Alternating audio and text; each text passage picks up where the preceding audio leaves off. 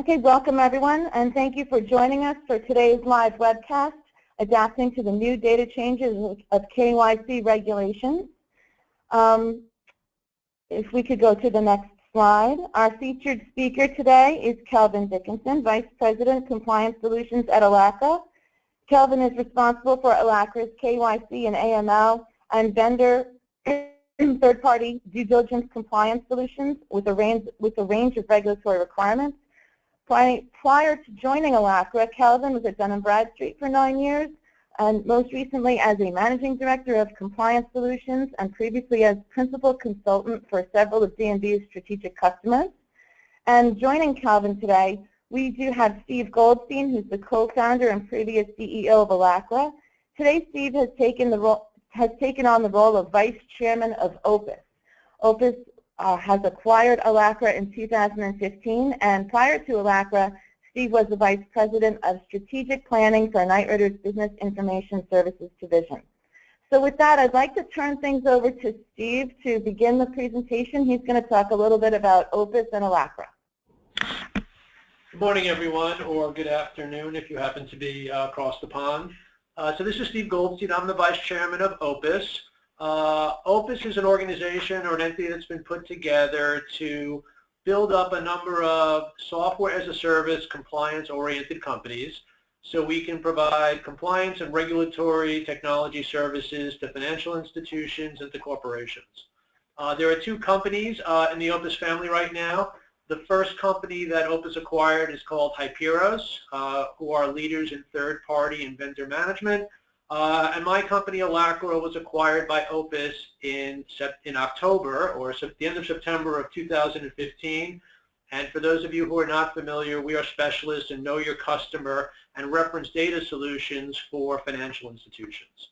So we spend a lot of time at Opus and Hyperos and ALACRA keeping track of regulatory changes that might affect financial institutions, both our customers and our prospects.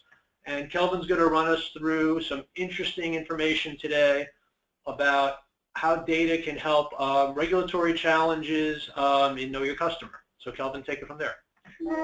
Thank you very much, Steve, and thank you, Sharon, and to the audience, thank you for spending this time with us today.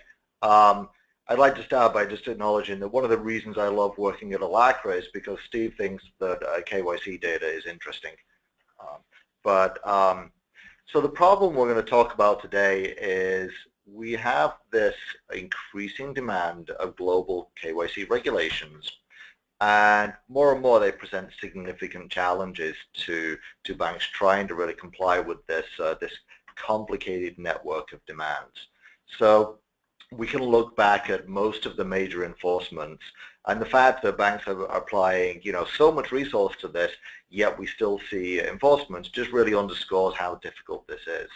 And a lot of that comes back to the fact that deficiencies in KYC, kind of the most fundamental thing of knowing your customers, have very broad impacts on a number of regulatory regimes. So if we look at several of the enforcements in recent years, for example, Commerce Bank in 2015 or Oppenheimer, the violations that were penalized were really not KYC violations, but lack of KYC oversight was what made them possible. So in Commerce Bank, sanctions violations with Iranian and Sudanese entities were really only enabled by a lack of diligence on correspondent accounts, and also not meeting a key requirement of performing diligence on correspondent accounts for affiliate companies.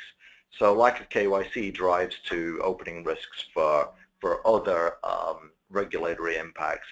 If we look also at Oppenheimer also in 2015 was a very similar thing. So not ensuring that customers trading in penny stocks were rated as high risk gets back to this fundamental requirement of understanding, rating, and scoring the money laundering risk of your customers when you are on board them. Again, the penalty wasn't for not having a program, it was the outcome of this penny stock activity. Again, we look in JPMC and Madoff in January 2014. A lot of the due diligence reviews were completed, but they missed certain relevant information, concluded that fraud was unlikely because there were gaps in the process. So these red flags being ignored led to a loss for JP in their exposure to the Madoff meltdown. So a lot of these things come back to different regulatory regimes. What makes this more difficult? Well, it's more difficult when you have reliance on third parties. So correspondent accounts are a great example of that because you're relying on the KYC processes and diligence of another bank. Processes and data also lag behind the requirements. So, classic example of that is, we need to understand who owns companies that we bank, but the data to tell us that is actually very difficult to pull together from a lot of different places. And of course, most of our largest banks today are ultimately pulled together from multiple banks and acquisitions over time, which leads to operational and organizational complexity. So it's really hard to do KYC the same way across the enterprise and get through all of these historical silos. And of course, many of our banks are global now. So while we want to share intelligence and information to know our customers across the enterprise, there are many data protection and privacy restraints that complicate this and actually restrict that activity. That is a continually evolving situation. We have obviously the change in safe harbor in the EU that impacted that, but we also have things like the right to be forgotten in the EU that doesn't exist in the US, etc. And then finally, it's a very dynamic environment. So almost every week we see some other impact that could change the regulatory landscape. We see emerging regulation. In the UK, for example, only this week announced that they are now going to push for transparency of real estate ownership. Right? We also have an environment in the UK where there's uncertainty around the concept of Brexit, which could significantly change the way that AML is regulated in the UK compared to the rest of the EU. Now, exacerbating many of these problems is the fact that a lot of KYC relies on manual investigations and particularly name matching to data sources. This results in a profusion of false positives. So when you're looking to identify a business, very often there's a lot of looking for, finding, searching for candidates to really get the information that you need to know who your customer is. Now this, of course, means that it puts a strain on the availability of qualified talent. There are only so many KYC investigators available, and there's a lot of burnout. It's really hard to do that job where a lot of what you do every day is look for information as opposed to apply your expertise to adjudicate information. And of course, this manual search is very error prone. It's very easy to key in a search string incorrectly. It's very easy to miss something on a document if you're looking at 40 or 50 documents. And of course, volume peaks make this worse. They make it harder to keep the errors down. They also delay customer onboarding, which is really bad from a customer experience, but it also is bad for the bank because it delays your ability to turn that customer into a revenue generating client. Okay, so I'd like to first go to our first polling question. Sure. So today, how is your institution adapting to increased KYC scrutiny? Are you increasing staff and resources? Are you investing in new technology? Are you leveraging data more widely? Or are you doing some combination of A, B, and C? If we could have everyone make your selections quickly, and we'll present the answers in just a minute.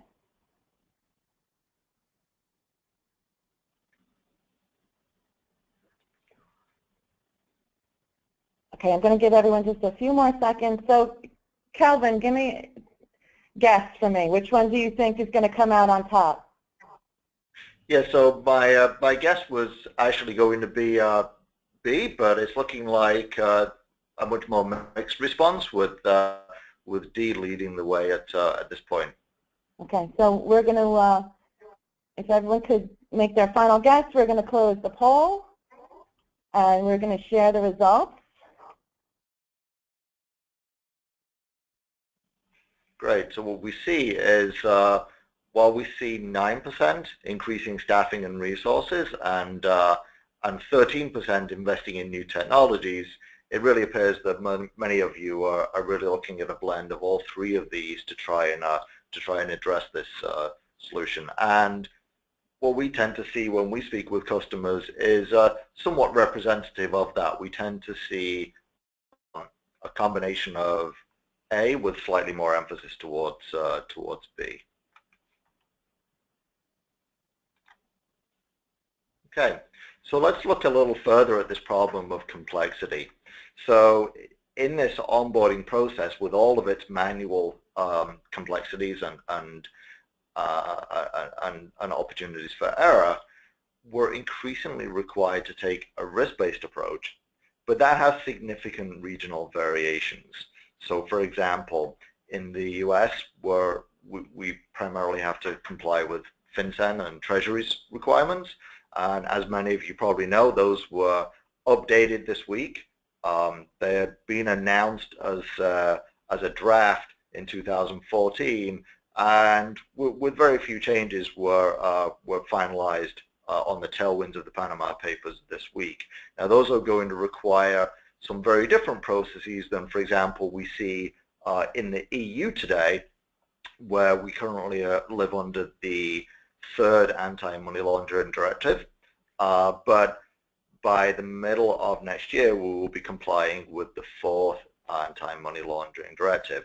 And that has some very interesting departures from the US. So for example, in Europe, the concept of defining politically exposed persons is going to cover domestic PEPs and also persons entrusted with prominent functions by international organizations. That's going to be a very big change in Europe. It's not currently a requirement nor in the new guidelines for FinCEN in the US. There's also a different approach to beneficial ownership, and there's a change specific to the way we classify certain types of entities as low risk or candidates for simplified due diligence, which will be pretty material in that rollout. So today, both in the US and in the EU, most banks are able to classify companies that are regulated by a G20 regulator or that are publicly traded or rated by a major agency as candidates for simplified due diligence. That will not be automatic in Europe then. That you actually will have to, they'll have to fall into that category by virtue of your own risk-based methodology. So these subtle differences get worse when you go beyond the EU and the US. There are 36 FATF member countries, and if you look at the regimes in each of them, they have varying degrees of maturity. Countries such as Australia have newer guidance and newer regulations that are actually very prescriptive. Countries like Singapore have things that go as deep and granular as giving very specific guidance for trade finance, for example. But other countries haven't updated their regulations in some time. So there are really different regimes in multiple countries. So if we could go to the next polling question, please, Sharon. Absolutely. Okay, polling question number 2. How is your institution executing on KYC when regions have differing regulatory expectations? Are you A, global, do you have a global enterprise approach with regional variations?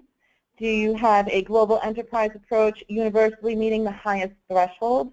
Or do you have separate regional approaches? So I'm going to let you answer that quick. And Kelvin, I did have a question come in from the audience. When do the new FinCEN benefit ownership rules take effect? Yeah, so they have to be implemented within the next 2 years. So in the springtime of 2018, which is going to put it to be about 9 months after another big change, which is when countries and banks in the EU have to update their regulations to be compliant with the fourth money laundering directive. Okay, so I'm going to give everyone just a few more seconds. We do need to close the poll, so if you could make your final selection. And I'm going to close it, and I will share.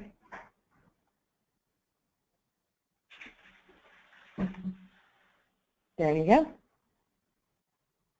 Great.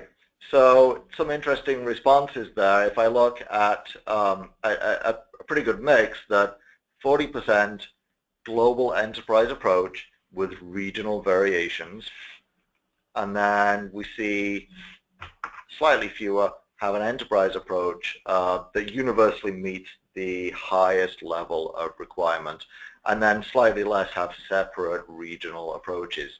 And we see all of these in our engagement and in customers that we support, but we are, I think today, definitely seeing more of a move towards which is a global approach, but leveraging technology and capabilities to actually apply the policies differently in different jurisdictions. So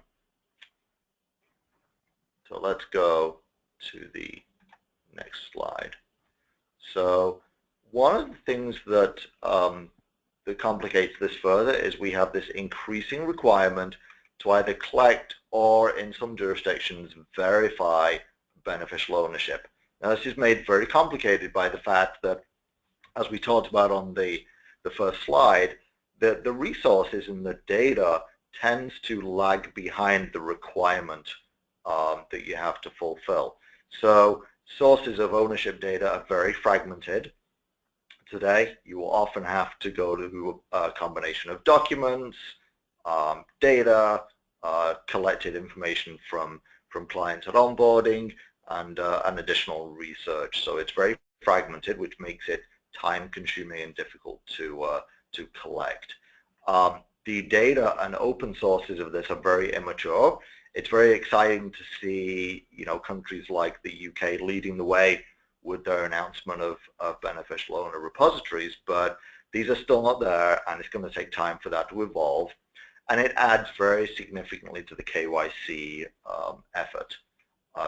Not least complicated than that is the fact that even after the FinCEN rules go into effect and after 4MLD goes into effect, there are still subtle differences between those two regimes. So you still have to account for regional variances in how that requirement comes to bear.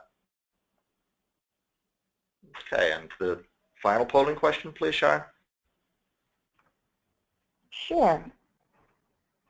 Okay, question number 3. How is your institution planning to meet new KYC requirements around beneficial ownership? A, collect more information and documents from clients.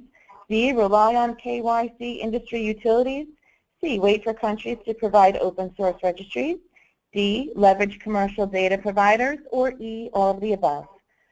Again, we'll give everyone a chance to make their selections. We did have another question come in. Is there any talk of a U.S. beneficial ownership registry like they are building in Europe? That's an interesting question, because there's actually been talk of that for about 15 years. The same bill has been introduced probably 4 times and not gone anywhere. And the complexity you have is that that's managed at a state level today. So you would have to get 50 states to align with increasing the rigor around business registration.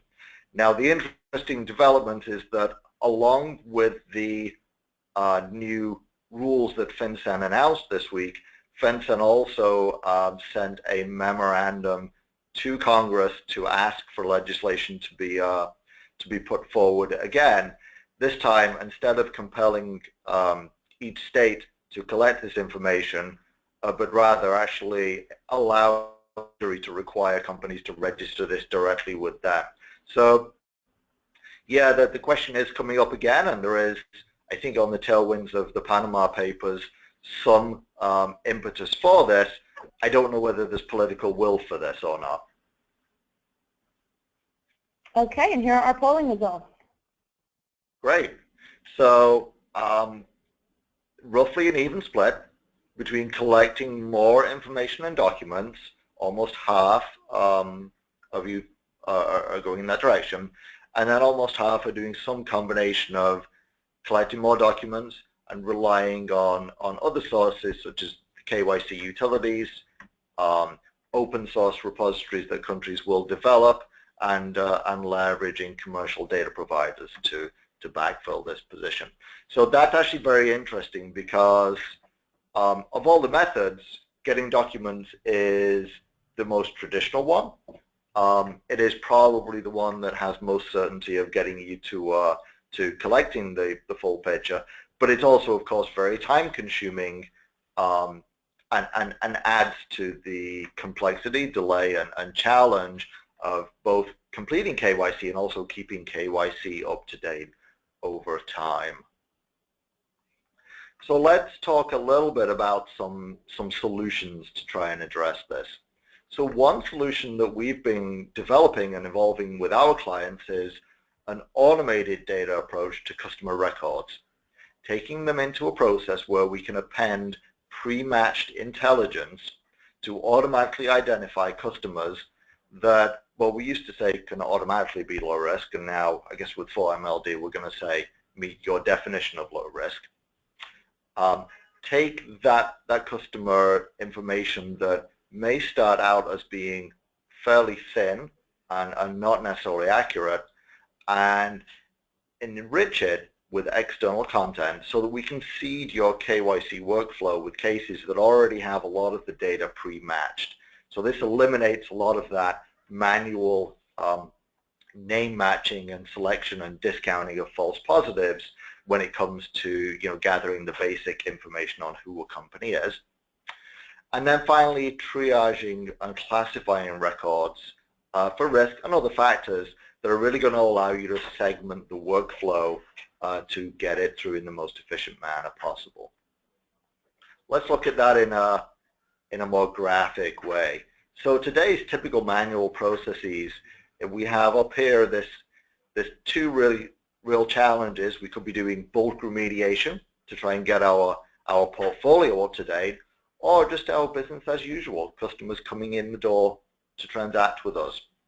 These typically go into this very manual KYC workflow where an investigator or analyst is going to first find the identification content, verify ownership, identify risk factors, what line of business are we in, what product is being onboarded, what jurisdiction is implicated, are there any political connections, a lot of those things. Do some watch list screening, maybe some adverse media search, and also open source information. And then finally, once this is all done, they can classify and triage the risk in order to accelerate the decision process. This is very manual, very time consuming, but the outcome is that we have enhanced client records and then we have a due diligence report to show what we have done. We can look at that in a more efficient lens by looking at automating some of this process. So now we're still starting from the same point, whether it's a bulk remediation or whether it's a single customer that we're onboarding. But before we go into our KYC workflow, what we really want to do is we want to take a precise process to cleanse, match, and deduplicate the file. So make sure that when we think we have 20,000 customers here, they are actually 20,000 customers and not 20,000 accounts for 14.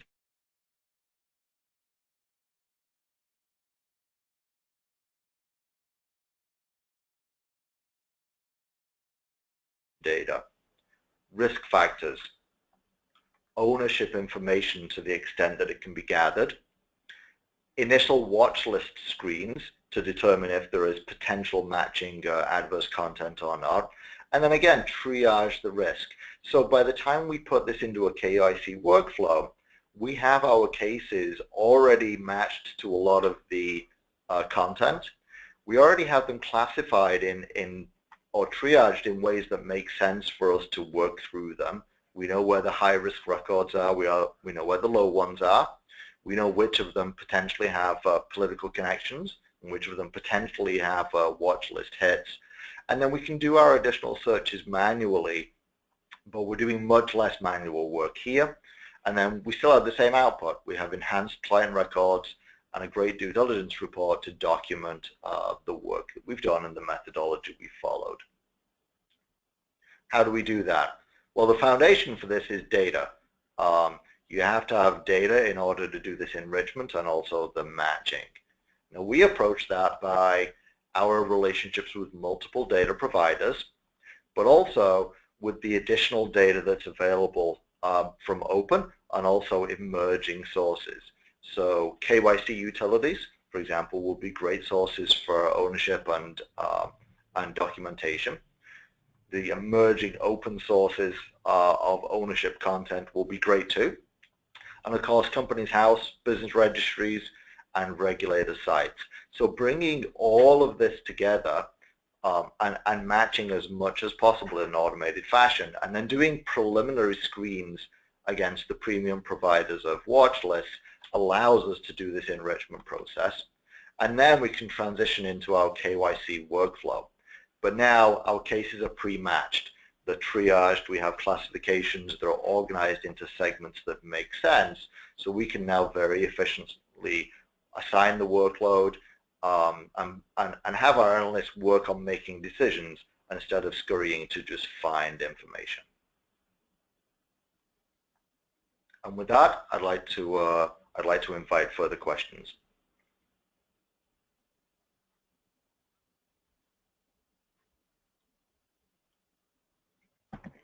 We do have one question that came in.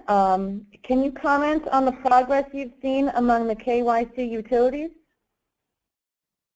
Yeah, that's a great question. So we have, we're fortunate to enjoy an ongoing dialogue with each of the utilities. Many of them have now reached a point of technology maturity that they have APIs that are very well documented, and we're actually in the middle of working to integrate here to be able to put them in our solutions. I think it's clear that they're each going to appeal to different activities. So, for example, Clarient is very much centric to document collection, whereas the TRS-LS Org ID is very much focused on a managed service that will cater to a probably broader range of commercial entities. Obviously, SWIFT is going to be very focused and has the lead position on correspondent accounts and KYC for banks. But we see a lot of progress being made, both from a technology perspective, and also I think many of them are really on the cusp of getting wider adoption and on that threshold of really being able to bring value into play. Okay, and just to remind our audience that if you do have a question, feel free to please type it in to your GoToWebinar control panel. Another question just came in. Do any databases contain accurate beneficial ownership information? Yeah, so there are some commercially available databases today that include some beneficial ownership data information. Now, I have to qualify the context of some and accurate. So this information is historically very difficult to come by. It's great if you're publicly traded. There's a lot of filings that help you get to that. But otherwise, it relies on a lot of automated and some manual collection techniques that mean whichever provider you go to, they probably won't have the full picture. So you may need to go to a provider like a BVD or like a Dun & Bradstreet, and they'll give you some of the picture some of the time, but often you will need to go to documents from the client to backfill that, or you may need to do some manual research at business registration sites. So there isn't a perfect picture available, but there are certainly some providers like BVD Orbis, like Dun & Bradstreet, like Avention that have some of that information that can seed or accelerate the process for you.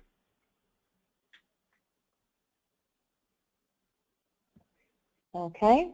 Again, if you have any questions, please feel free to use the control panel, your GoToWebinar control panel, and type that in. This just came in. Are banks utilizing any of these triage capabilities now? Yeah, so we see a lot of the triage occurring in our deployments now. What we don't see much yet is the automated process upfront to do it. But in our experience, most of our clients are getting to a point of triaging by risk and by other segmentation in order to assign work in the most efficient way possible, and putting that through a case progression structure.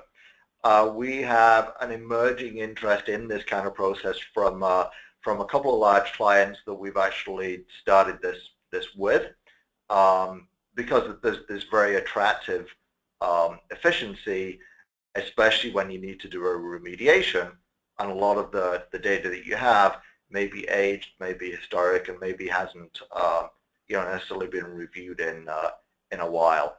So we're seeing a lot of interest in it, but it's really that's early adopter interest, which we expect to take off. Okay, I don't have any more questions right now. Why don't we go on to the next slide, which talks about our next webinar, and we'll see if anything else comes in. Great. So we want to continue to develop a series of webinars that really talk about challenges and novel approaches to them. In our next webinar, we're going to look at just this concept that I think I just touched on, which is periodic reviews. So having a risk-defined and risk-based process to renew KYC at a set frequency. Being able to make sure that we still know who owns a company, we still know that we have the legal name correct, and all of the other attributes around its reputational risk and adverse media. We know that has been historically a very difficult task to get completed, and what we also find is that when we speak to most banks, they aren't necessarily as up to date with that process as they perhaps would like to be or are required to be. So we see that. We also see a backdrop of regulators increasingly saying they expect you to be aware of specific events in between those reviews. So in our next webinar, we're going to talk about some of the difficulties that make that a challenge today, some of the ways that the duplicating work gets in the way, but also how we can address reusing work, how we can address making the schedule more difficult, more easy to manage, and how to work through volume considerations by making much more efficient use of data, much more efficient use of targeting events that you need to know about in between reviews. So that's probably something we're looking to do in the next approximately the next month. Okay, that's great. So I guess that will conclude today's session. If you have any questions that maybe you didn't think of during the webinar, please feel free to visit us at www.alacra.com and use the Contact Us function, and you can submit the questions that way. Also, you could submit questions directly to Kelvin, and there's his email address up on the screen now.